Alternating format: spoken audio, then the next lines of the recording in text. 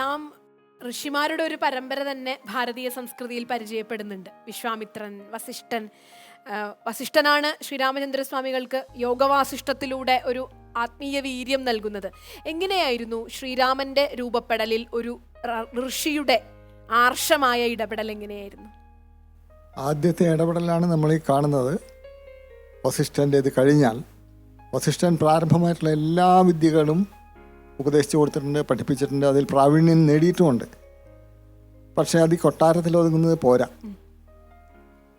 സമൂഹത്തിലേക്ക് ഇറങ്ങിയിട്ട് നമ്മുടെ രാഷ്ട്രത്തിനെ കണ്ട് അറിഞ്ഞ് ഇവിടെ പഠിക്കേണ്ടതായിട്ടുള്ള മറ്റ് നിരവധി കാര്യങ്ങളുണ്ട്.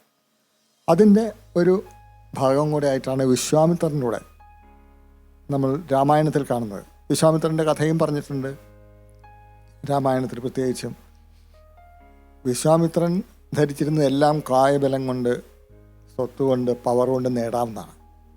വസിഷ്ഠൻ്റെ അടുത്ത് പരാജയപ്പെട്ട ആളാണ് വിശ്വാമിത്രൻ. ബ്രാഹ്മശക്തി തന്നെയാണ്, ബ്രാഹ്മണ്യ ശക്തി തന്നെയാണ് ഏറ്റവും കേമമായിട്ടുള്ളത് എന്ന് വസിഷ്ഠൻ സ്ഥാപിച്ചപ്പോൾ, എങ്കിൽ അതാണ് വേണ്ടത് എന്ന് തീരുമാനിച്ച് തൻ്റെ രാജകീയ പൗരം എല്ലാം വിട്ട് ഇതിനായിട്ട് ഇറങ്ങിത്തിരിക്കുകയും അതിലൂടെ നേരിടാവുന്ന എല്ലാ കഷ്ടങ്ങളും എല്ലാ പ്രലോഭനങ്ങളും തരണം ചെയ്തു വിശ്വാമിത്രൻ.